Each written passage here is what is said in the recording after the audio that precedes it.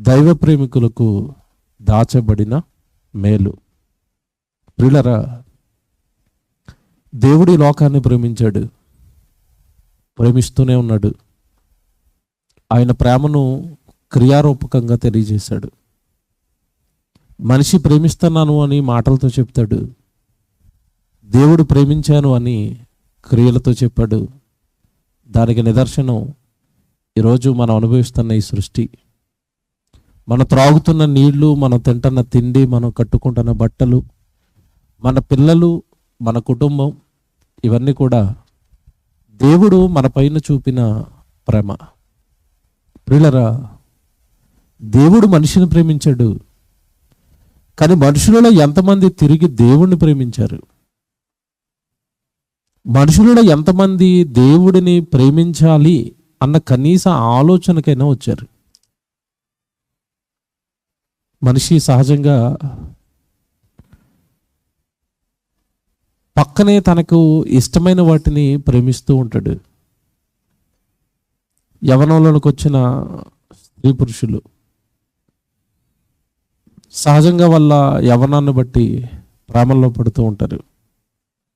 Love, ఆవిడంటే నాకు చాలా ఇష్టం, ఆయన అంటే నాకు చాలా ఇష్టం అంటది.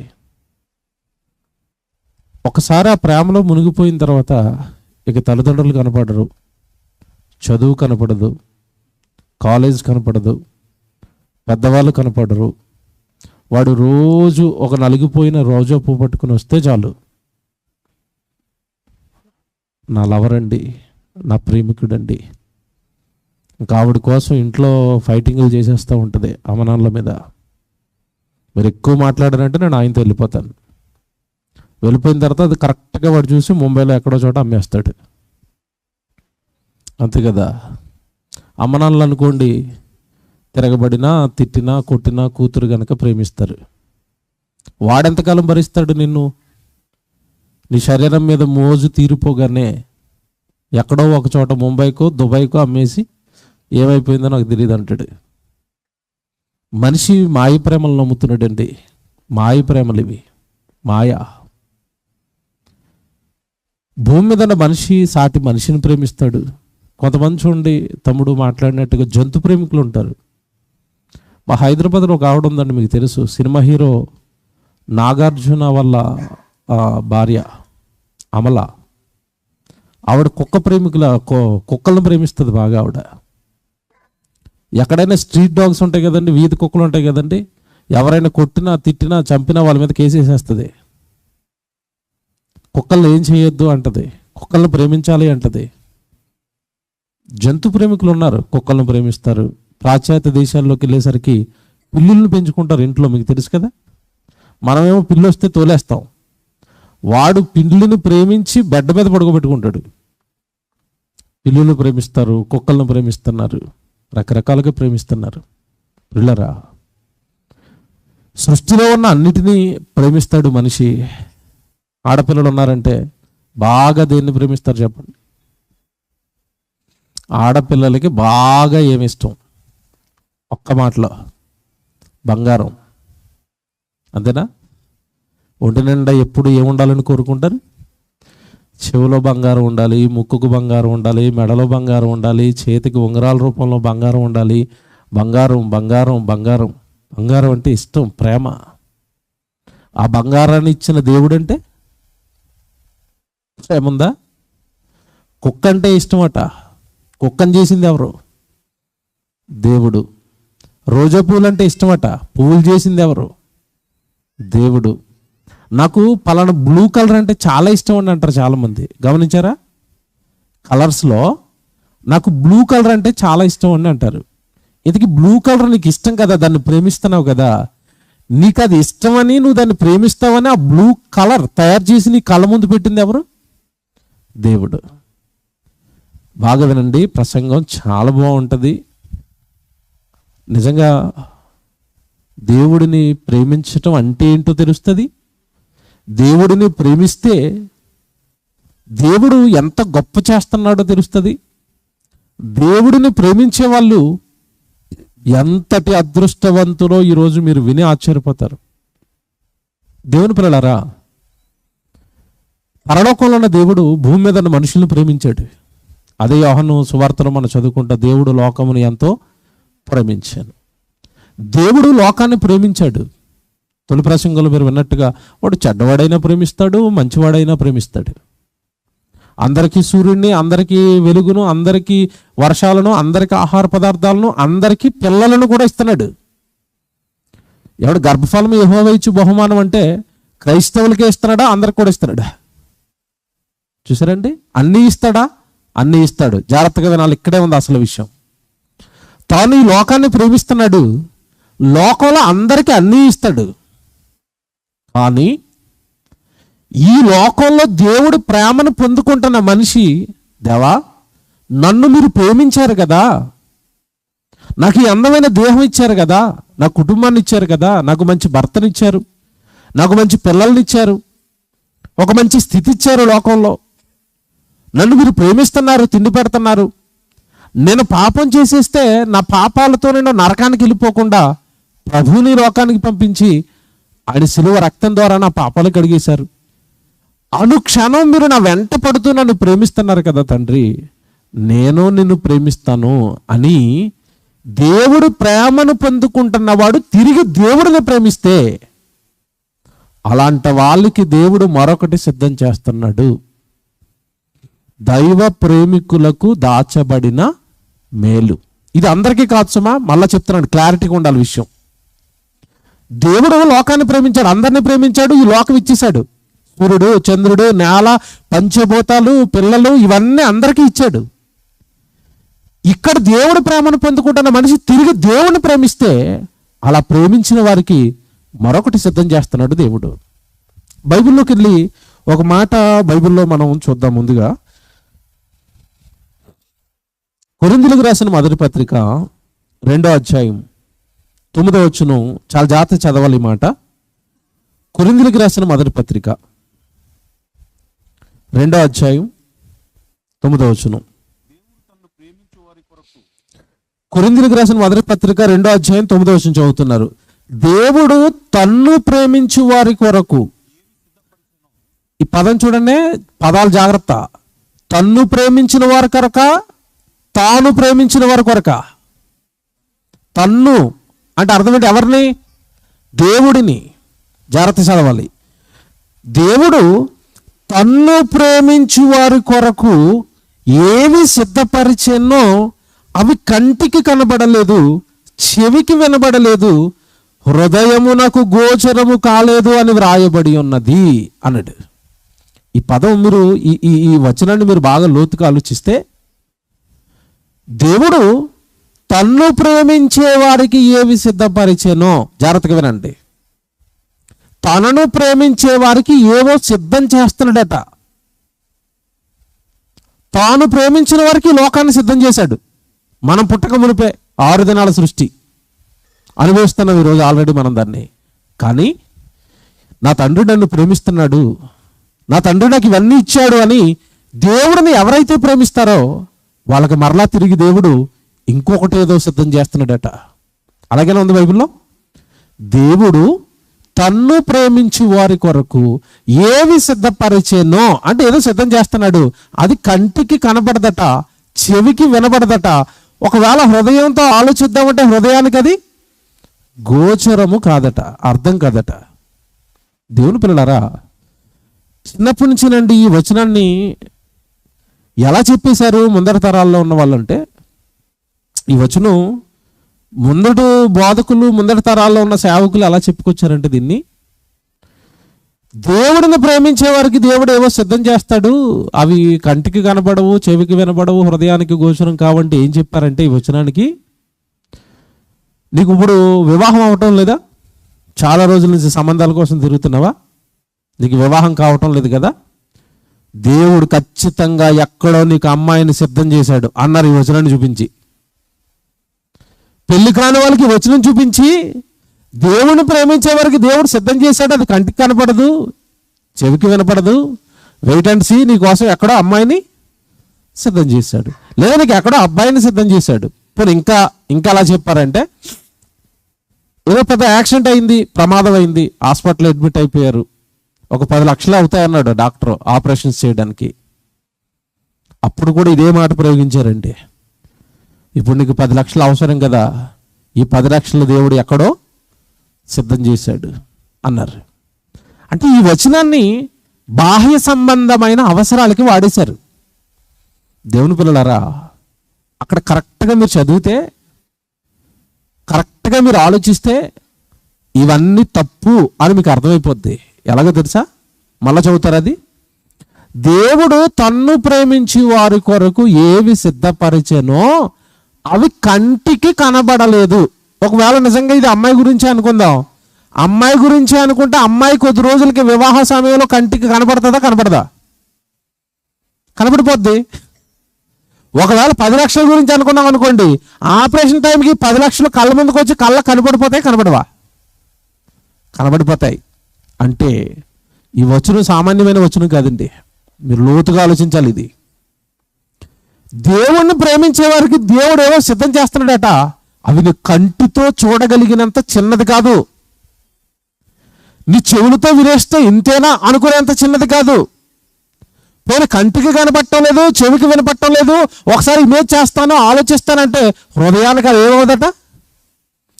అర్థం కాదట. అంత గొప్పది, అంత విలువైనది దేవుడు తనను ప్రేమించే వారి కొరకు సిద్ధం చేస్తున్నాడు. అదే టైటిల్ వేశాను, దైవ ప్రేమికులకు దాచబడిన మేలు. దైవ ప్రేమికులకు మాత్రమే ఇది, అందరికి కాదు. మరలా పదే చెప్తున్నాను, ఇది అందరికీ కాదు, ఇది కేవలం ఆయనను ప్రేమించిన వారికి మాత్రమే. ఆయన అందరినీ ప్రేమిస్తాడు, అందరినీ ప్రేమించి ఇది ఇచ్చేశాడు ఈ లోకాన్ని. కానీ తిరిగి ఎవరైతే ఆయన్ను ప్రేమిస్తున్నారో వాళ్ళ కొరకు దేవుడు ఏదో సిద్ధం చేస్తున్నాడట. దేవుని పిల్లలారా, మొదట దేవుడిని ప్రేమించడం అంటే ఏంటో తెలియాలా, దేవుడిని మనిషి ఎలా ప్రేమించాలో తెలియాలి. ఆ తర్వాత ఆటోమేటిక్గా దాచబడింది ఏంటో ఆలోచిద్దాం. ముందు మనిషి దేవుణ్ణి ప్రేమించడం అంటే ఏంటి అసలు బాగా ఆలోచించండి. మనం దేవుణ్ణి ప్రేమించడం అంటే ఏంటి, దేవుడిని ఎలా ప్రేమించాలి, మనం ఏం చేస్తే దేవుడు నువ్వు నన్ను ప్రేమిస్తున్నావు అంటాడు. ఇది మనం బైబిల్లో నుంచి ఆలోచించుకోవాలి. ఇప్పుడు బైబిల్లోకి వెళ్ళి ఆలోచించాలి. యోహాను గారు రాసిన మొదటి పత్రిక, బైబిల్ తీయండి. యోహాను గారు రాసిన మొదటి పత్రిక 3వ అధ్యాయం 18వ వచనం. అందరు బైబిల్ తీయండి. యోహాను గారు రాసిన మొదటి పత్రిక 3వ అధ్యాయం 18వ వచనం. అందరు తీయండి. అందరు తీస్తున్నారా? రైట్, చాలా జాగ్రత్తగా చూడాలి ఈ వచనం. చిన్నపిల్లలారా, చిన్నపిల్లలారా, అలాగే ఉందండి బైబిల్లో. ఇప్పుడు దేవుడు చిన్నపిల్లలారా అంటున్నారు అంటే ఇది సండే స్కూల్ పిల్లలకి రాశాడా, మనకి రాశాడా? చిన్నపిల్లలారా అని ఎంతమంది బైబిల్లో ఉంది? అందరి బైబిల్లో ఉంది కదా. ఇప్పుడు చిన్నపిల్లలారా అంటే సండే స్కూల్ పిల్లలకా, మనకా? మనకే. అసలు మనల్ని దేవుడు చిన్నపిల్లలారా ఎందుకు పిలుస్తున్నాడు? ఎందుకు పిలుస్తున్నాడు తెలుసా? చదవండి బాగా. చిన్నపిల్లలారా, మాటతోనూ నాలుకతోనూ కాక క్రియతోనూ సత్యముతోనూ దేవుణ్ణి ప్రేమిద్దాం. చిన్నపిల్లలారా, చిన్నపిల్లలారా, మాటతోనూ నాలుకతోనూ కాక. ఈరోజు క్రైస్తవులు అందరూ దేవుని దేంతో ప్రేమిస్తున్నారు? దేంతో ప్రేమిస్తారు? దేవుడికి స్తోత్రం, దేవుడికి స్తోత్రం, దేవుడికి స్తోత్రం అంటే దేవుడికి ఏమొచ్చిందట? మహిమ. పొంగిపోతున్నాడు. మాటలు, నాలుకతో మాటలతో దేవుడికి మహిమ, దేవుడికి మహిమ, దేవుడికి మహిమ అనుకుంటున్నారు. అలాగని మాటలతో దేవుడిని మహిమపరచొద్దు అని చెప్పలేదు. పాట పాడితే దేవుడికి మహిమే, మాట్లాడితే దేవుడికి మహిమే. కానీ అక్కడే ఆగిపోయిన వాళ్ళందరినీ కూడా దేవుడు ఏమంటున్నాడంటే, చిన్నపిల్లలు మీరు, చిన్నపిల్లలారా, మాటతోనూ నాలుకతోనూ కాక నెక్స్ట్ క్రియతోనూ సత్యముతోనూ దేవుడిని ప్రేమిద్దాం. దేవుడిని ప్రేమించడం అంటే ఏం చెప్పండి? ఇప్పుడు క్రియతో, పనితో, దేవుడిని మనం ఏం చేయాలి? ప్రేమించాలి. క్రియతోనూ సత్యముతోనూ. క్రియ అనగానే పని, సత్యము అనగానే వాక్యం. వాక్య సంబంధమైన పనులతో దేవుడిని ప్రేమిద్దాం. మీకు ఇది అర్థమవుదు. మాటతో నాలుకతో ఉన్న వాళ్ళందరినీ చిన్నపిల్లలని ఎందుకన్నాడు దేవుడు అంటే, మీకు ఒక ఉదాహరణ చెప్తాను, జాగ్రత్తగా వినండి. క్రైస్తవ కుటుంబాలలో కృతజ్ఞత కూడిక జరిగినప్పుడు ఓ పాట పాడతారండి ఎక్కువగా. ఏ పాట పాడతారు తెలుసా? నీవు చేసిన ఉపకారములకు నేనేమి చెల్లింతును. నెక్స్ట్ పూర్తి చేయండి. వేలాది నదులంతా విస్తార తైలంబు నీకిచ్చినా చాలునా అన్నారు. ఓ చెల్లొచ్చి ఇక్కడికి పాట పాడుతుంది, జాగ్రత్తగా వినండి. ఆ పాట పాడుతుంది ఇక్కడ నిలబడి. ఏమని? వేలాది నదులంతా విస్తార తైలంబు నీకిచ్చినా చాలునని పాట పాడింది. తక్కువని యేసుప్రభు వచ్చాడు ఇక్కడికి. ఆపమ్మ పాట అన్నాడు. పాట ఆపమ్మ అని ఏం పాడేవని అడిగాడు. ఏం పాడింది పాటలో? వేలాది నదులంతా విస్తార తైలం నీకు ఇచ్చిన సరిపోదు తండ్రి అని పాట పాడాను అన్నది. అప్పుడు యేసుప్రభు అంటున్నాడు, అంత తైలం నాకు వద్దు, సెమినార్ జరుగుతుంది, ఒక 15 కేజీల ఆయిల్ డబ్బా తే అన్నాడు. తెస్తుందా? పాట పాడుద్దా? అర్థమైంది బాగా ఇప్పుడు మీకు. పాటలోనేమో వేలాది నదులంతంట, వంటకి నువ్వు అంతా అంటే 15 కేజీలు కూడా తేదా? ఇప్పుడు చెప్పండి, వీళ్ళందరినీ దేవుడు ఏమంటున్నాడు తెలుసా? కిడ్స్ అనమాట. చిన్నపిల్లలని ఎందుకన్నట్టు తెలుసండి? ఇంకా చెప్తాను మీకు, ఇంకా బాగా అర్థమవుతుంది అది. చిన్నపిల్లలని ఎందుకన్నట్టు తెలుసా? చిన్నపిల్లలారా, మాటతోనూ నాలుకతోనూ కాక. ఈ మాటలతో పాటలతో ఆగిపోయిన వాళ్ళందరూ దేవుడికి ఎలా కనపడుతున్నారు ఇప్పుడు? చిన్నపిల్లలు. ఎందుకు చిన్నపిల్లలు అన్నాడో ఒక ఉదాహరణ చెప్తాను ఇప్పుడు నేను. సహజంగా ఇంట్లో ఆడపిల్ల ఉందనుకోండి, తల్లులకి తెలిసింది. మీ ఇంట్లో ఆడపిల్ల ఉంటుంది కదా, ఆడపిల్ల అమ్మ సామాన్లు కడుగుతూ ఉంటే వెనకాల వెళ్ళిపోయి, మమ్మీ నేను సామాన్లు కడిగేస్తానంటది. వాళ్ళ అమ్మ బట్టలు ఉతుకుతూ ఉంటే వెనకాల వెళ్ళిపోయి, మమ్మీ నేను బట్టలు ఉతికేస్తానంటది. ఇంతే ఉంటుంది, చిన్నది. బట్టలు ఉతుకుతానన్నప్పుడు జాగ్రత్తగా వినాలి, తల్లుల్ని అడుగుతున్నాను ఇప్పుడు నేను. బట్టలు ఉతుకుతానన్నప్పుడు, సామాన్లు కడుగుతానన్నప్పుడు తల్లి మనసు ఎలాగుంటుంది చెప్పండి? అబ్బా నా కూతురు ఎదిగొచ్చేసిందండి, నా కూతురికి నేనంటే చాలా ఇష్టం అండి, నేను సామాన్లు కడిగేస్తానంటుందండి, నాకు బట్టలు ఉతికేస్తానంటుందండి, కాలనీ మొత్తం చెప్తుందండి. చెప్పదా? చిన్న చిన్న బుడిబుడి మాటలు వస్తున్నాయి. అప్పుడే నేను పని చేసేస్తాను, సామాన్లు కడిగేస్తానంటే, నా కూతురు అంటే నాకు చాలా ఇష్టం అండి, అది పని చేసేస్తానంటుందండి. ఓ పొంగిపోతుంది, మాటలకు పొంగిపోతుంది. అక్కడికే నేను లేదు నేను చేసేస్తాను అన్నది అనుకోండి, పెద్ద పెద్ద సామాన్లు ఏమైనా వేస్తుందా? కడుగని చిన్న చిన్న గ్లాసులు ఇస్తుందా? చిన్న గ్లాస్ ఇస్తుంది. బట్టలు ఉతుకుతానన్నప్పుడు పెద్ద పెద్ద బెడ్షీట్లు ఇచ్చేస్తుందా ఉతుకని? చిన్న కచ్చి పిచ్చి ఉతుకుతూ ఉంటుంది, నేను బట్టలు ఉతికేసానంటది. ఓకే, మాట దగ్గర ఉంది చిన్నపిల్ల కనుక. ఇదే చిన్నపిల్ల 20 సంవత్సరాలు వచ్చాయి. ఏజ్ ఎంత అయింది? 20 సంవత్సరాలు వచ్చిన తర్వాత మమ్మీ సామాన్లు కడగమంటావా అన్నది. మాటకు పొంగిపోద్దా? నోరు మూసుకునే సామాన్లు కడిగంటదా? ఇప్పుడు చెప్పండి నాకు. బట్టలు ఉతకమంటావా మమ్మీ అన్నది. మాటలు కాదు, బకెట్లో నానబెట్టాను ఎల్లు అంటది.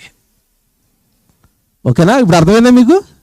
చిన్నపిల్లలుగా ఉన్నప్పుడు మాటలు చాలు, పెద్ద అయిన తర్వాత ఏం చేయాలా? పని. ఇప్పుడు చదవండి ఆ మాట. ఏం బైబిల్ అండి, బైబిల్ ఎలా రాశాడండి దేవుడు. 1 యోహాను 3:18. చిన్నపిల్లలారా, మాటతోనూ నాలుకతోనూ కాక చాలిక. చిన్నపిల్లలుగా ఉన్నప్పుడు పాటలు పాడారు, ఎంత ఇమ్మంటావు అని. పాటలు చాలిక, పట్టుకుని రండి. మాటలు చాలిక, క్రియల్లోకి రండి.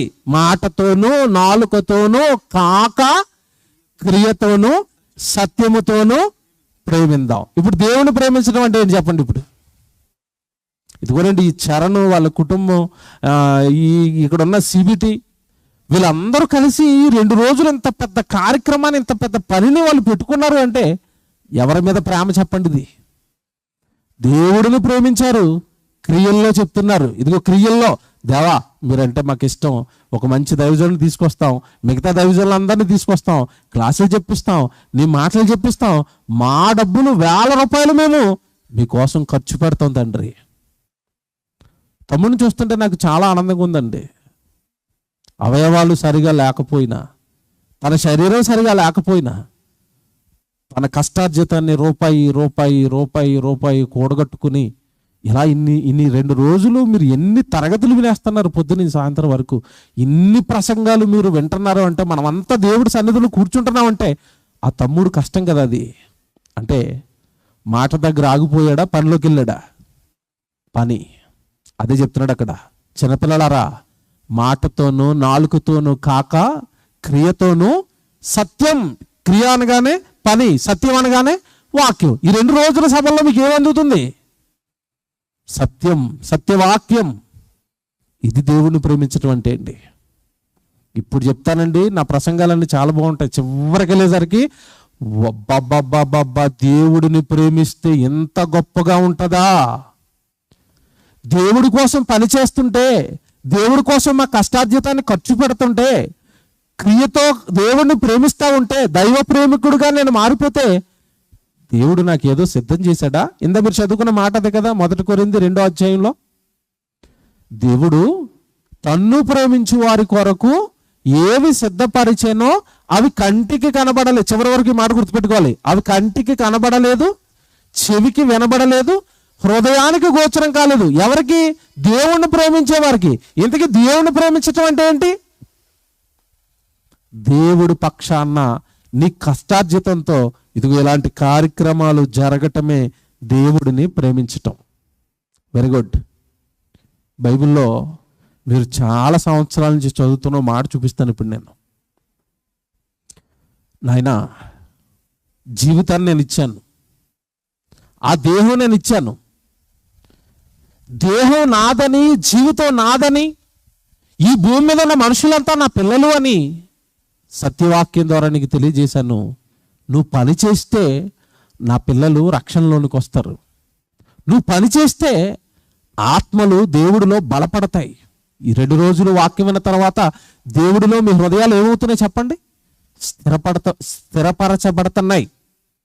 విశ్వాసంలో మీరు అభివృద్ధి అవుతున్నారు. దేవుడు ఎంత గొప్పవాడా, దేవుడు ఎంత గొప్పవాడా, దేవుడు ఎంత గొప్పవాడా, దేవుడు నన్ను ఇంతగా ప్రేమిస్తున్నాడా, దేవుడు నన్ను ఇలా బ్రతకమంటున్నాడా, ఎన్ని సంగతులు అండి 2 రోజుల నుంచి మీరు విన్నారు. ఇలా పని చేస్తున్న వారి విషయంలో, తన పిల్లల్ని బలపరుస్తున్న వారి విషయంలో, తన పిల్లలకి పరిచర్య చేస్తున్న వారి విషయంలో దేవుడు ఒక మాట రాశాడు. హెబ్రీయులకు రాసిన పత్రిక, జాగ్రత్తగా తీసుకోండి ఇది. హెబ్రీయులకు రాసిన పత్రిక 6వ అధ్యాయం 10వ వచనం చదువుదాం.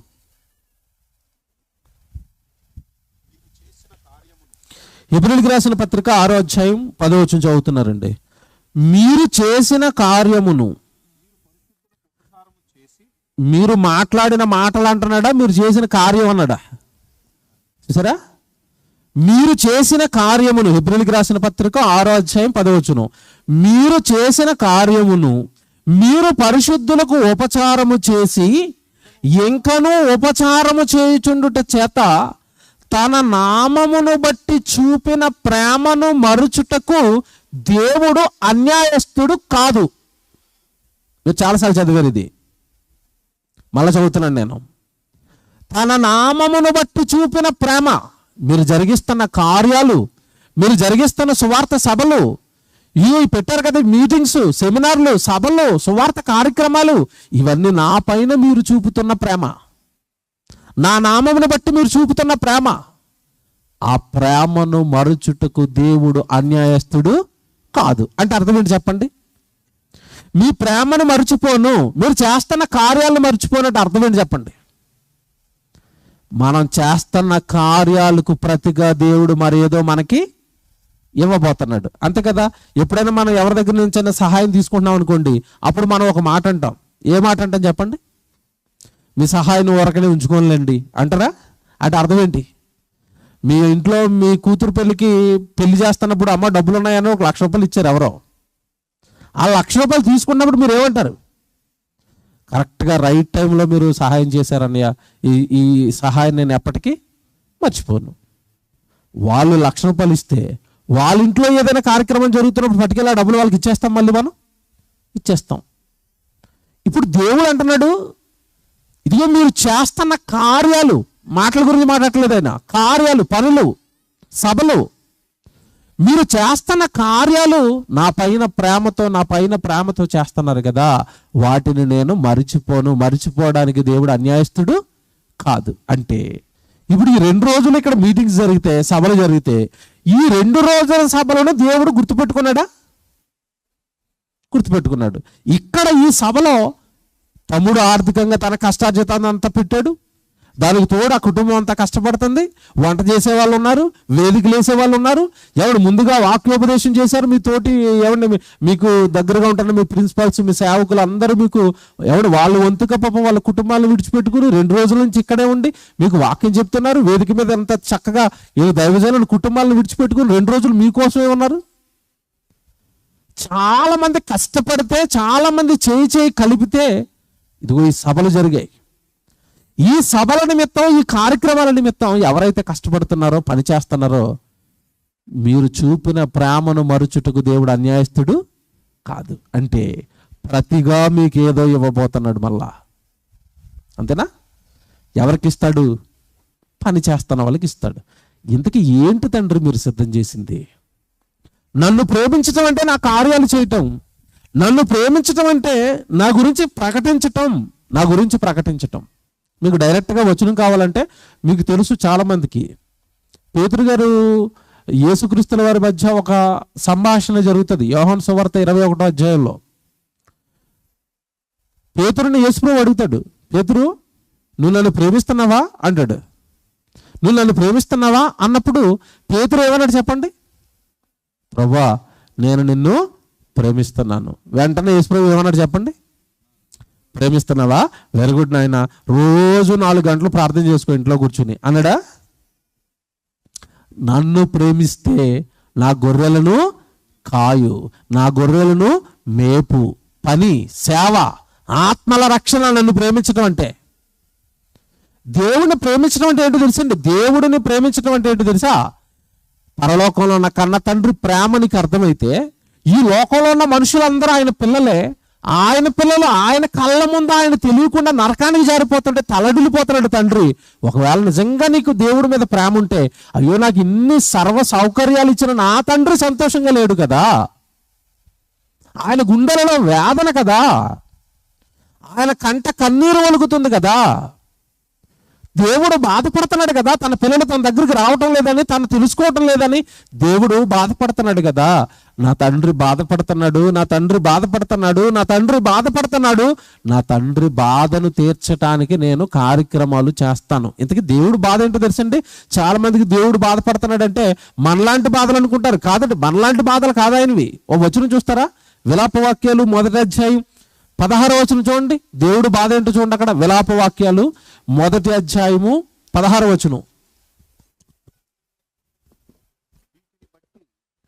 విలాపవాక్యాలు 1వ అధ్యాయం 16వ వచనం. వీటిని బట్టి నేను ఏడ్చుచున్నాను, నా కంట నీరు ఒలుకుచున్నది, నా ప్రాణమును తెప్పరిల్ల చేసి నన్ను ఓదార్చవలసిన వారు ఇదిగో నాకు దూరస్తులైపోయారు. ఇంతకీ దేవుడిని ఓదార్చవలసింది ఎవరు? దేవుడు ప్రాణాన్ని తెప్పరిల్ల చేయవలసింది ఎవరు? ఎవరు బాగుంటే దేవుడు మనసు బాగుంటది? ఎవరు బాగుండాలి, ఎవరు తెప్పరిల్ల చేయాలి దేవుడు చెప్పండి? ఆయన మనసంతా మన మీదే కదండి ఉంది. తర్వాత మాట చూడండి అక్కడ ఎంత బాగుంటుందో. శత్రువులు ప్రబలిపోయారు, నా పిల్లలు నాశనమైపోయారు, నా పిల్లలు పాపానికి బానిసలైపోయారు, నా పిల్లలు మత్తుకు బానిసలయ్యారు, నా పిల్లలు వ్యభిచారానికి బానిసలయ్యారు, నా పిల్లలు త్రాగుడుకు బానిసలయ్యారు, నా పిల్లలు నాశనమైపోయారు, నా పిల్లలు పాడైపోయిన నా పిల్లల్ని బాగు చేయడానికి నా బాధ ఎరిగి, నా ఆవేదన ఎరిగి, నా ఆత్మల ఘోష ఎరిగి, నా పిల్లలు ఆత్మలు కదా, అవన్నీ నరకానికి వెళ్ళిపోతున్నాయి కదా, ఆత్మల ఘోష కదా, ఆ ఘోష ఎరిగి, అమ్మో మా నాన్న చాలా బాధలో ఉన్నాడని ఆడి మీద ప్రేమతో ఎవరైతే ఇలాంటి సువార్త కార్యక్రమాలు పెట్టి వాక్యము చెప్పి నలుగురిని ఆయనలో బలపరిచి నలుగురిని తీసుకొచ్చి ఆయనలో ఎవరినైతే మారుస్తున్నారో అలాంటి వాళ్ళు చేస్తున్న కార్యక్రమాలు మరుచుటకు దేవుడు అన్యాయస్తుడు కాడు. మర్చిపోడట. మీరు చూపిన ప్రేమ, కార్యాల రూపంలో మీరు చూపిన ప్రేమ మరుచుటకు నేను అన్యాయస్తుడను కాను. దేవుని పిల్లలారా, చాలామందికి అండి, జాగ్రత్తగా వినండి, మీకు మంచి ఉదాహరణ చెప్తాను. చాలామందికి దేవుణ్ణి ప్రేమించటం అంటే నేను ప్రార్థన చేశాను కదా దేవుడు ఆనందంగా ఉన్నాడు అనుకుంటున్నారు చాలామంది. నేను ఏదో పాట పాడేశాను కదా దేవుడు ఆనందంగా ఉండిపోయాలే అనుకుంటున్నారు. నో, అలా కాదండి. చిన్నపిల్లలు అవి. మీకు బాగా అర్థం కావాలంటే ఒక ఉదాహరణ చెప్తాను. భార్య భర్తలు ఉంటారు ఇద్దరు ఇంట్లో. నా భార్య నన్ను బాగా ప్రేమిస్తుంది అని భర్త భార్య గురించి సాక్షి ఎప్పుడు చెప్తాడు? బాగా ఆలోచించి చెప్పండి నాకు. మా ఆవిడకి నేనంటే చాలా ఇష్టం అండి, నా భార్యకి నేనంటే చాలా ఇష్టం అండి, నా భార్య నన్ను ప్రేమిస్తుందండి అని భార్య గురించి భర్త ఎప్పుడు మంచి సాక్ష్యం చెప్తాడు? ఆయన ఇంటికి రాగానే చక్కగా సేవలు చేస్తుంది అనుకోండి, వేడినీళ్ళు పెడుతుంది అనుకోండి, ఆయన ఏ కూర వండమంటే ఆ కూరే వండుతుంది అనుకోండి, అంతేనా? చక్కగా 2 పూట్ల వేడివేడిగా భోజనం చేసి పెడుతుంది అనుకోండి, అలిసిపోయి వచ్చిన భర్తకి వేడినీళ్ళు పెట్టి చక్కగా మర్యాదలు చేస్తుంది అనుకోండి, అప్పుడు అంటాడండి ఆవిడ గురించి భర్త మంచి సాక్ష్యం ఏమని? నా భార్య నన్ను ప్రేమిస్తుందండి. అలా కాకుండా భర్త బయటికి వెళ్ళాడు, చాలా కష్టపడి పనిచేసి ఇంటికి వచ్చాడు, మంచం మీద పడుకొని టీవీ సీరియల్ చూస్తూ అక్కడ వేణులు పెట్టాలి పో తాను అంటుంది అనుకోండి, ఎలాగుంటుంది ఆయనకి? అలాగే కిచెన్లో అన్నం వండి పెట్టేసాను, నువ్వే పెట్టుకుని తినేసి పడుకో అంటుంది అనుకోండి, నా భార్య మంచిదండి అంటాడా? ప్రేమగా అన్నం పెడితే అంటాడు, ప్రేమగా వేడి నీళ్ళు పెడితే అంటాడు, అలసిపోయారు కదా అని చక్కగా మంచి పలకరిస్తే అంటాడు. మీకు ఏమర్థమవుతుంది ఇప్పుడు? ప్రేమించడం అంటే మాటలు కాదు, ఏం జరగాలి? క్రియ, పని. మరి దేవుని ప్రేమించడం అంటే మాటల దగ్గర ఆగిపోతే ప్రేమ అవుతుందా? అవదండి, అవదు. ఇప్పుడు మాట అడుగుతాను, నేను జాగ్రత్తగా వినండి.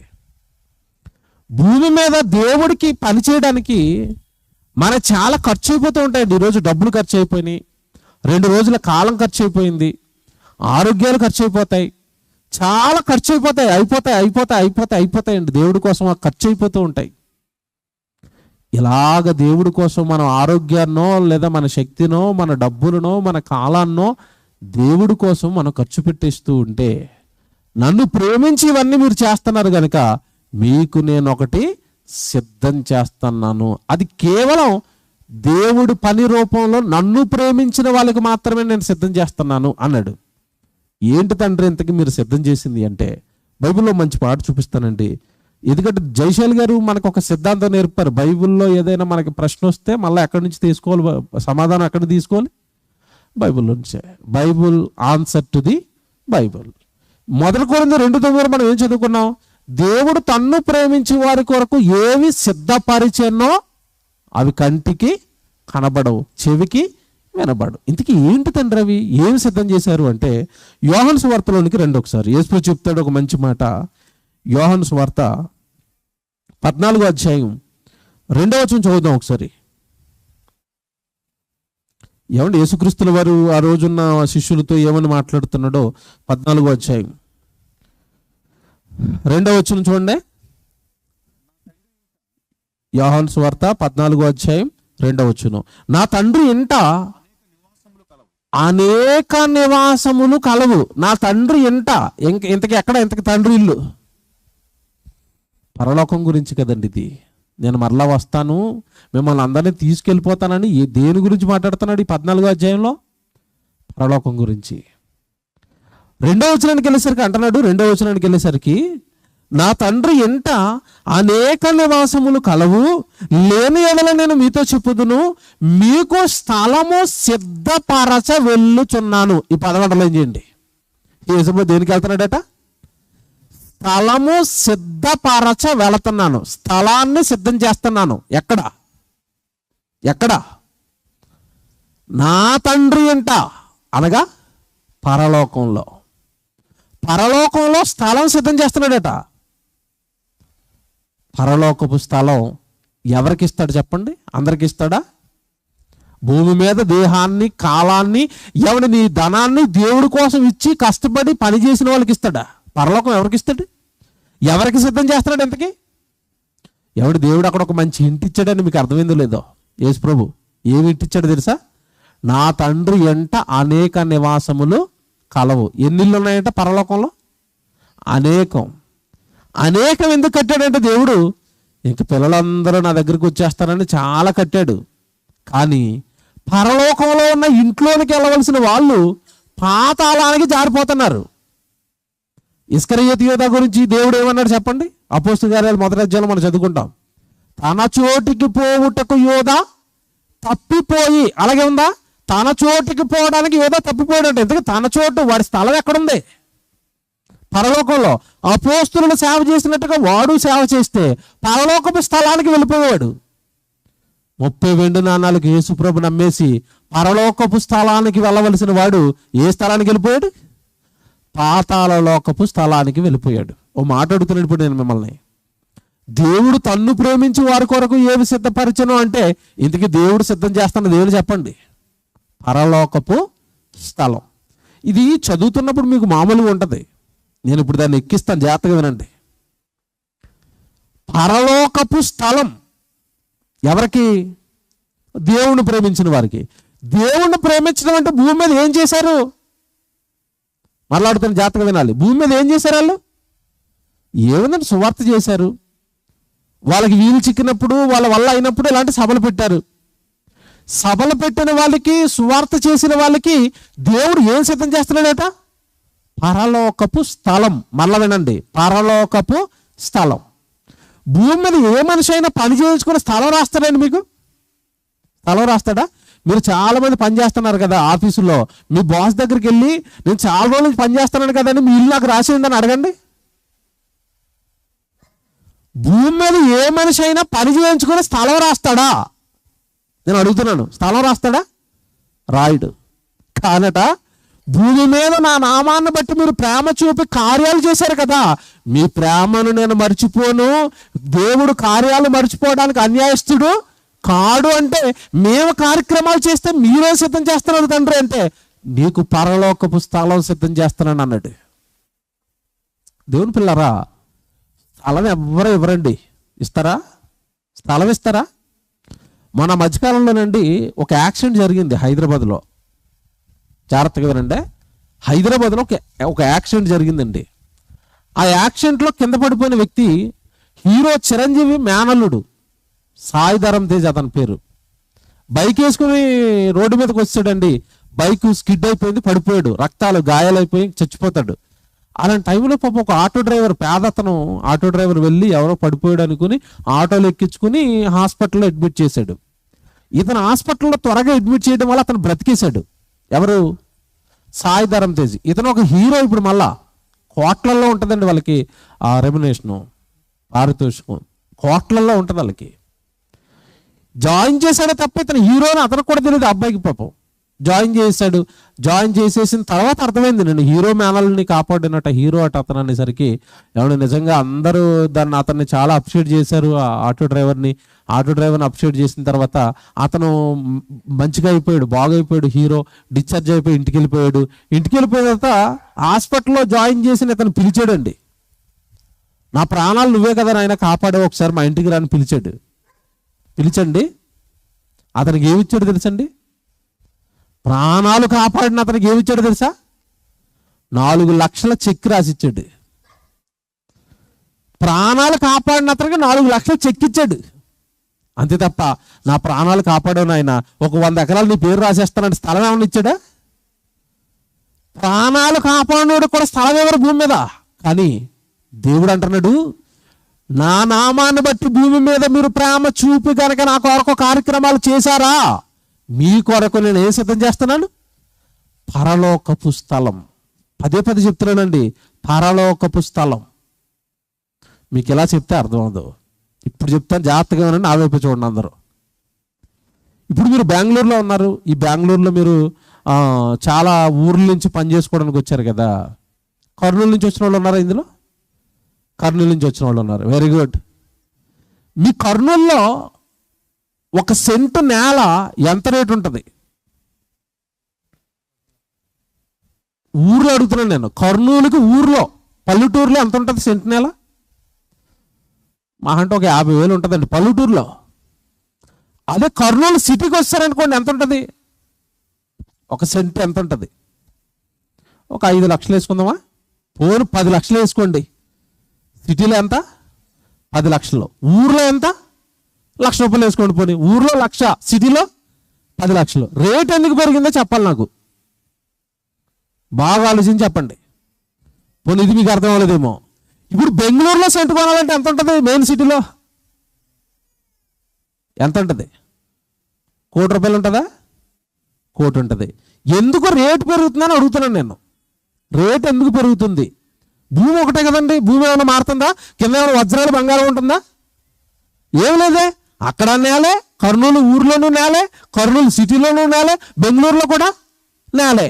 అమెరికాలో కొన్నారనుకోండి, ఇంకెంత ఉంటుంది? అమెరికాలో స్థలం కొనాలంటే ఎంత ఉంటుంది? 10 కోట్లు వేసుకుందాం. ఏమండి? కర్నూలులో కొంటే 1,00,000 రూపాయలట ఊర్లో, సిటీలో కొంటే 10 లక్షలట, బెంగళూరులో కొంటే 1 కోటి రూపాయలట, అమెరికాలో కొంటే 10 కోట్లట. నేల అదే కదా, రేట్ ఎందుకు పెరుగుతుందని అడుగుతున్నాను నేను. బాగా ఆలోచించండి మీరు. కరెక్ట్. ఇది సదుపాయాలు. కర్నూలులో గ్రామంలో ఈ బెంగళూరులో ఉన్న సదుపాయాలు ఉంటాయా? అక్కడ వాళ్ళ బుక్ చేస్తే వస్తుందా? కర్నూలు ఊర్లో వాళ్ళ బుక్ చేస్తే వస్తుందా? రాదు. కర్నూలు సిటీలో వస్తుందా? రాదు. కర్నూలుకి వెళ్ళలేదు. ఇంకా బెంగళూరులో వచ్చిందా? వచ్చింది. అందుకే ఇక్కడ రేట్ ఎక్కువ. మరి అమెరికాలో ఎందుకు ఎక్కువ అంటే మన మీద మరీ బాగా డెవలప్ అయిపోయిన కంట్రీ అది. ట్యాప్ ఇప్పుకుంటే పాలు వస్తాయట, పెరుగు కూడా ట్యాప్లోనే వస్తుందట. డెవలప్డ్ కంట్రీ అది. అందుకే అమెరికాలో స్థలానికి ఏముంది? రేట్ ఉంది. ఇప్పుడు ప్రశ్న అడుగుతున్నాడు, జాగ్రత్తగా వినండి. కర్నూలు సిటీలో ఒక రేటు, కర్నూలు ఊర్లో ఒక రేటు, బెంగళూరులో ఒక రేటు, అమెరికాలో ఒక రేటు. Very good. పరలోకపు స్థలం ఎంత రేటు ఉంటుందో చెప్పండి.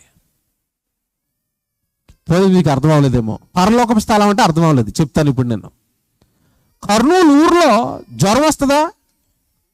వస్తుంది. కర్నూలు ఊర్లో బీపీ ఉంటుందా? ఉంటుంది. షుగర్ ఉంటుందా? ఉంటుంది. థైరాయిడ్ ఉంటుందా? ఉంటుంది. ఎండ ఉంటుందా? ఉంటాయి. రోగాలు ఉంటాయా? ఉంటాయి. బెంగళూరులో ఉంటాయా? బెంగళూరులో జ్వరం రాదు, రోగాలు రావని వాళ్ళు చేయొద్దండి. మేము పనికి వెళ్ళకపోయినా సరే అండి, 3 పూట్ల ఆకలి అదే తీరిపోతుందని వాళ్ళు చేయొద్దండి. కర్నూలులోనూ ఆకలే, బెంగళూరులోనూ ఆకలే. పోనీ అమెరికాకి వెళ్ళిపోయాం, ఆకలి ఇదా? జ్వరం రాదా? రోగం రాదా? వస్తాయి. ఇప్పుడు మాట్లాడుతున్నాను నేను. రోగాలు వచ్చేవి, బాధలు వచ్చేవే ఇంత రేటు ఉంటే పరలోకపు స్థలంలో ఆకలేస్తుందా? వేస్తుందా? పరలోకంలో బీపీ వస్తుందా? థైరాయిడ్, మోకాళ్ళ నొప్పులు, జాయింట్ పెయిన్స్, ఇవే కదండి బాగా రోగాలు. ఇప్పుడు షుగరు, ఈ రోగాలు ఏమైనా పరలోకంలో ఉంటాయా? ఉండవు. రోగాలున్న ఈ నేలే ఇంత రేటు అంటే పరలోకపు స్థలం ఎంత ఖరీదైంది మీరు చెప్పండి. ఇప్పుడు పరలోకంలో ఎలా ఉంటుందని చెప్పాడు దేవుడు. పరలోకం ఎలా ఉంటుంది తెలుసండి? ఒకసారి చూస్తారా బైబిల్లో? ప్రకటన గ్రంథం 7వ అధ్యాయం అనుకుంటే చూడండి, ఒక మంచి మాట ఉంటుంది. ప్రకటన గ్రంథం 7వ అధ్యాయము 16 నుంచి చూడండి. పరలోకంలో ఎలా ఉంటుందో చెప్తున్నాడు సిచ్యువేషన్. పరలోకానికి వెళితే మీరు భూమి మీద దైవ కార్యక్రమాలు చేసి దేవుని ప్రేమించి కనుక ఒకవేళ మీకు పరలోకపు స్థలం కనుక మీకు దక్కిందా, పరలోకం ఎలా ఉంటుందట? 16వ వచనం, వారికి ఇక మీదట ఆకలి అయినను దాహమైనను ఉండదు. ఎక్కడ? పరలోకం ఏమి లేదు, ఆకలి లేదు, దాహం లేదు. అప్పుడు పొద్దున్న డ్యూటీ ఉంటుందా? డ్యూటీకి ఎందుకు వెళ్తున్నారు చెప్పండి మీరు అందరూ? రేపు సోమవారం ఒక్కరు దొరకరండి, వెళ్ళిపోతారు అందరూ. ఎందుకు వెళ్తున్నారు డ్యూటీకి? నాకు చెప్పాలి. ఎందుకు వెళ్తున్నారు? కోటి విద్యలు కూటి కోసమే. ఎవడే పని చేసినా దేనికోసం? కూటి కోసం. ఇప్పుడు పరలోకంలో ఏముంటుందట? ఆకలి లేదు.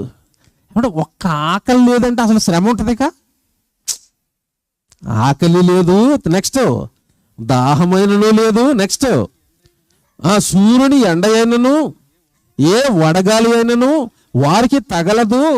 ఏలయనగా సింహాసనపు మధ్య నుండి గొర్రె పిల్ల వారికి కాపరి అయి జీవజలముల బుగ్గల యొద్దకు వారిని నడిపించును. దేవుడే వారి కన్నుల నుండి ప్రతి బాష్ప బిందువును తుడిచివేయును. ఒక పక్క యేసు ప్రభు, ఒక పక్క పరలోకపు తండ్రి. ఆకలి లేదు, దప్పుకలు లేవు. ఏమంటే నిజంగా ఒక్కసారి ఊహించుకోండి పరలోకం ఎలా ఉంటుందో. ఇప్పుడు చెప్పండి, బెంగళూరు బాగుంటుందా, పరలోకం బాగుంటుందా? కర్నూలు బాగుంటుందా, పరలోకం బాగుంటుందా? అమెరికా బాగుంటుందా, పరలోకం బాగుంటుందా? పరలోకం అండి, పరలోకం అండి, పరలోకం బాగుంటుందండి. ఆకలి లేదు, ఎండ లేదు, బాధలు లేవు, కన్నీళ్ళు లేవు, కష్టాలు లేవు. ఏ కష్టాలు రాకుండా, కన్నీళ్ళు రాకుండా తండ్రి అయిన దేవుడు యేసుక్రీస్తుల వారు ఎవడు మనకి తోడుగా ఉంటారట, మన పక్కనే ఉంటారట. ఒక్కసారి రాత్రి ప్రార్థన చేసి పడుకునేటప్పుడు ఊహించుకోండి ఒక్కసారి పరలోకాన్ని. అందుకే దేవుడు చెప్పాడండి, దేవుడు తన్ను ప్రేమించి వారికి ఏమి సిద్ధం చేసానో అది కంటికి కనబడదు. పరలోకం కనబడుతుంది ఎవరికైనా? చెవికి వినబడుతుందా? పోనీ హృదయంతో ఆలోచించండి, పరలోకం ఎలా ఉంటుంది? ఏమైనా అర్థమవుతుందా? ఏం అర్థమవుతుందండి. చూచాయిగా బైబిల్ ఒక హింట్ ఇచ్చాడంతే. ఏంటి హింట్ అంటే, నాయన నువ్వు పరలోకం వచ్చేసావంటే రాజమార్గాలే బంగారంతో ఉంటాయన్నాడు. రాజమార్గాలు అంటే రోడ్లు దేంతో ఉంటాయట? బంగారంతో రోడ్లు ఉంటాయి నాయన. రోడ్లే బంగారం తీసేటంటే ఉండే ఇల్లు దేంతో కడతాడు? బంగారం అంటే విలువ మీకు అర్థమవుతుంది కనుక చెప్పాడు. అలాగని బంగారం ఉంటుంది అనుకోకండి. అక్కడ అసలే బంగారం అంటే బాగా పిచ్చి మనకి, అంతే కదండి. పరలోకపు స్థలం అండి. భూమి మీద దైవ ప్రేమికులకు దేవుడు సిద్ధం చేస్తున్నది ఏంటో తెలుసా? పరలోకపు స్థలం. చిన్నదండి అది, చిన్నదా?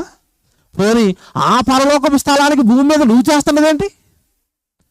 దేవుడి పనులండి, స్వార్థ అండి. ఇవి ఇలాంటి సభలండి. ఒక కుటుంబం తలుచుకుంటే 2 రోజులు పెట్టిందండి. అందరూ ఇలా తలుచుకుంటే తరచుగా మీ బెంగళూరులో సభలు జరుగుతాయా, జరగవా? జరుగుతాయి. కానీ ఎవరికి వస్తుంది దేవుడి మీద ప్రేమ? నేను పెట్టాలి, నేను చెయ్యాలి, నేను చెప్పించాలి, నేను నా తండ్రి కోసం చాలా సంగతులు నేర్పించాలి, పిల్లల్ని దేవుళ్ళు బలపరచాలి. ఎవరనుకుంటున్నారండి ఇలాగా? ఎవరికొంది దేవుడి మీద అంత ప్రేమ? ఒకవేళ మీరు నిజంగా దేవుడిని ప్రేమిస్తే మీ కొరకు దేవుడు ఏం సిద్ధం చేస్తున్నాడు తెలుసా? పరలోకపు స్థలం. యేసుప్రభు ఇంకో హింట్ ఇచ్చాడు అక్కడ, నా తండ్రి ఎంట అనేక నివాసములు కలవు. అంటే ఇస్కరియోతు యోధాగాడి ఇల్లు ఖాళీగానే ఉంది ఇప్పుడు అక్కడ. ఎక్కడ? పరలోకంలో. తప్పిపోయిన వాళ్ళు అందరి ఇల్లులు ఖాళీగానే ఉన్నాయా? ఖాళీగానే ఉన్నాయి. మా అయ్య ఎవరికి ఇస్తాడు? మీరు బాగా పనిచేస్తే మీ ఇల్లు యోధాగాడి ఇల్లు 2 కలిపి మీకే రాసేస్తాడు. ఏం చేసుకుంటాడు ఖాళీగా పెట్టుకుని?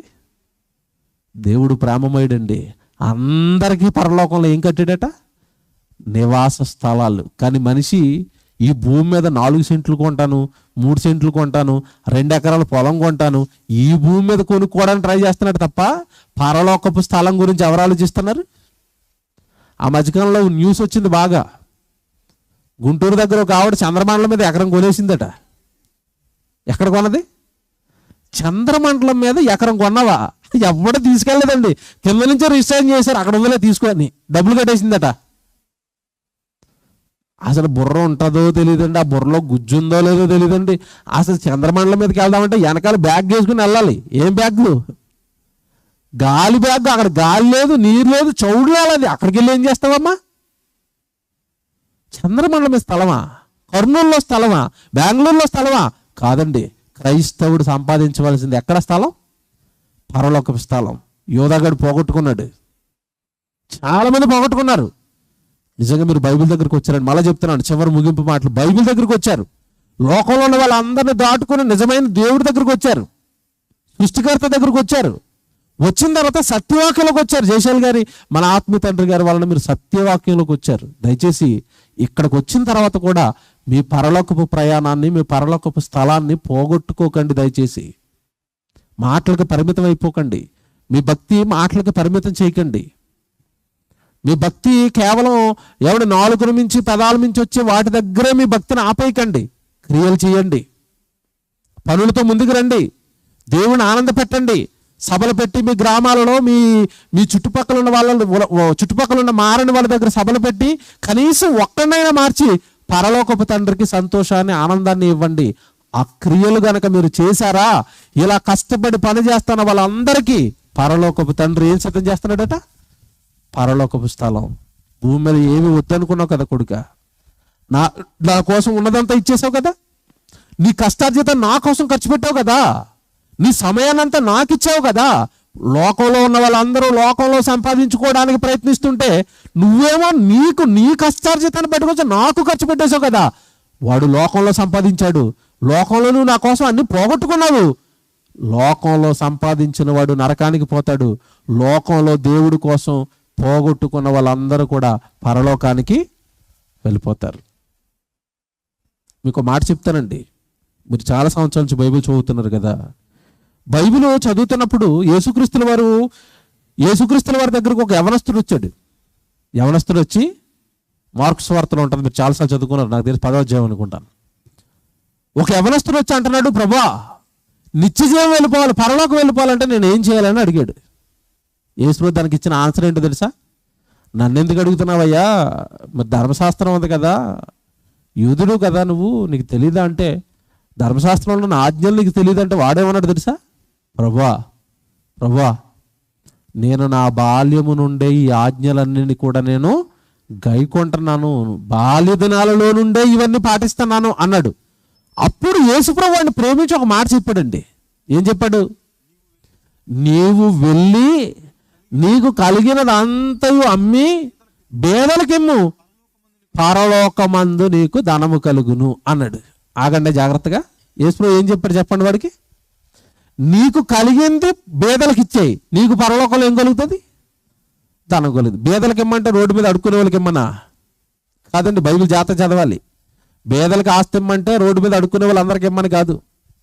బేదలు అంటే వాక్యం లేనివాడు పేదవాడు, బైబిల్ రానివాడు పేదవాడు, బైబిల్లో ఉన్న సందర్భాలు అర్థం కానివాడు పేదవాడు. నీ ఆస్తిని, నీకున్న ధనాన్ని సువార్తలకు ఇచ్చేనాయన, సభలకు ఇచ్చేనాయన, సభలు పెట్టు, ఈ పేదవాళ్ళందరినీ వాక్యంలో ఐశ్వర్యవంతులు చెయ్యి. అలా నీ ఆస్తిని, నీకున్న సంపదను భూమి మీద బేదలకు వాక్యం చెప్పడానికి కనుక నువ్వు ఇస్తే పరలోకంలో నీకేం కలుగుతుంది అన్నాడు? ధనం. మీకు మాట చెప్పనండి, ఇది చాలామంది ఆ వచనాన్ని ఎలా ఆలోచించారంటే, డబ్బులున్న వాళ్ళందరికీ కాస్త ఇబ్బంది కలిగించే వచనమే అది, ధనవంతులందరికీ కాస్త ఇబ్బంది పెట్టిన వచనమే అది. ఎందుకంటే యేసుప్రభు మేం కష్టపడి సంపాదించుకుంటే అందరికీ ఇచ్చేయమంటున్నాడు ఏంటండి? అంతేనా? చాలా ఆడు బాధపడిపోయి వ్యసన పడితే వెళ్ళిపోయాడు, ఆడు కూడా వాడు ఇవ్వలేదు. ఏమండి, మన కష్టం కదండి అది. మీరు కష్టపడి సంపాదించుకున్నారా? జాగ్రత్తగా వినండి, మీరు అందరు జాగ్రత్తగా వినాలి. ఇది మీకు ఇల్లు ఉంది, మీకు పొలం ఉంది, మీరు రెక్కల ముక్కలు చేసి బెంగళూరుకు వచ్చి డ్యూటీలు చేసుకుని చీటీలు కట్టుకుని మొత్తం మీద ఈ ఊర్లో ఏదో ఒక ఇల్లు కొనుక్కున్నారు, లేదంటే ఒక ఎకరం పొలం కొనుక్కున్నారు, 2 ఎకరాల పొలం కొనుక్కున్నారు అనుకోండి. జాగ్రత్తగా వినండి, అది మీ కష్టార్జితం, మీరు కష్టపడి సంపాదించుకున్నారు. భూమి మీద ఎవడో బ్రతుకుండడు, ఎప్పుడో ఒకప్పుడు మనకి చావు వస్తుందా రాదా? వస్తుంది. చావు వచ్చినప్పుడు నువ్వు కొనుక్కున్న 2 ఎకరాలు నీతో పాటు వస్తాయో ఇక్కడ వదిలిపెట్టి వచ్చేలా? మీరు ఎవరైనా చెప్పాలి, నా 2 ఎకరాలు నేను కట్టుకుని వెళ్ళిపోతాను అన్న వాళ్ళు ఎవరైనా ఉంటే చేయొద్దండి. లేదు మా ఇంటిని నేను మొత్తం ప్యాక్ చేసి సంకలో పెట్టుకుని వెళ్ళిపోతానండి అన్న వాళ్ళు చేయొద్దండి. ఇల్లు రాదు, పొలం రాదు, బంగారం రాదు, దిగంబరిగా వచ్చాడు, దిగంబరిగానే వెళ్ళిపోతాడు. యేసుప్రభు ఏం చెప్తున్నాడు తెలుసండి వాడికి? ఒరేయ్, కష్టపడి సంపాదించుకున్నావు కదరా, నీ కష్టార్జితం కదా, అది పరలోకానికి ట్రాన్స్ఫర్ చేసుకో అన్నాడు. అది వాడికి లైట్లు వెలగలేదు. మీకు అర్థమైంది? ఇప్పుడు భూమి మీద ఈ ధనాన్ని నువ్వు కనుక బేదలకి ఖర్చు పెట్టేస్తే పరలోకమందు నీకేం కలుగుతుంది అన్నాడు? ధనము కలుగుతుంది, 100 రెట్ల ధనం కలుగుతుంది. ఈ కష్టార్జితానికి అక్కడికి ట్రాన్స్ఫర్ చేసుకో అన్నాడు. వాడికి అర్థం అవ్వకో వాడు వెళ్ళిపోయాడండి. ఈరోజు మనం ప్రసంగాలు వింటున్నాం, దేవుడు పని చేయాలని తెలుసు, దేవుడికి ఇవ్వాలని తెలుసు, కానీ మనం కూడా మాటల దగ్గర ఆగిపోతున్నాం. దేవుని పిల్లలారా, పని చేస్తేనే పరలోకపు స్థలం. పని చేసిన వాళ్ళకి మాత్రమే, దైవ ప్రేమికులకు మాత్రమే పరలోకంలో దేవుడు ఏం సిద్ధం చేస్తాడు? స్థలం. నాకు ఈ భూమి మీదే స్థలం కావాలి, ఇక్కడే బంగారం కావాలి, ఇక్కడే ఇల్లు కావాలి, ఇక్కడే ఆస్తులు కావాలంటావా? హ్యాపీగా అనుభవించు, నో ప్రాబ్లం. ఏదో చివరికి వచ్చేసరికి దేవుడు ఒక మాట చెప్తాడు, ప్రజ్ఞానాన్ని ముగిస్తూ. విసిగిపోయాడు దేవుడు, చెప్పి చెప్పి చెప్పి చెప్పి విసిగిపోయిన దేవుడు చివరికి వచ్చేసరికి ఏమన్నాడు తెలుసా? అన్యాయస్తుడిని అన్యాయస్తుడిగానే ఉండనిమ్ము, నీతిమంతుడిని నీతిమంతుడిగానే ఉండనిమ్ము, నమస్కారం వీళ్ళకి చెప్పి చెప్పి నాకు యాసడికి వచ్చింది అన్నాడు. అంతే. ఆ సావని సావనివ్వరా, నీ వెంట కదా, ఎన్ని ప్రసంగాలు చెప్పిన వెంట కదా, ఎన్ని ప్రసంగాలు చెప్పిన మారడు కదా, దేవుడు పని చేయడానికి ముందుకు రాడు కదా, నేను ఏం చేస్తాను ఇక? ప్రియులారా, లోకాన్ని ప్రేమించారా పరలోకాన్ని పోగొట్టుకుంటారు. పరలోకాన్ని పోగొట్టేసుకుంటాం, పరలోకపు స్థలాన్ని పోగొట్టేసుకుంటాం. లోకం మీద ప్రేమను చంపుకోండి, పరలోకం మీద ప్రేమను పెంచుకోండి. మళ్ళా చెప్తున్నాను, ఈ లోకం మీద ప్రేమను చంపుకోండి, పరలోకం మీద ప్రేమను పెంచుకోండి. మన సుస్థిరం, మనం వెళ్ళిపోవలసింది, మన శాశ్వత స్థలం అదే పరలోకం. ఈ లోకంలో ఉండం కదండి 60-70 ఏళ్ల తర్వాత. జోసరాని కట్టిన పాటనండి, చివరిలో ఆయన కట్టిన పాట ఒకటి ఉంది, మీకు తెలుసు, పరలోకంలో నీ స్థలం ఎంత. పాట వేయగలుగుతారా దేవుని పిల్లారా?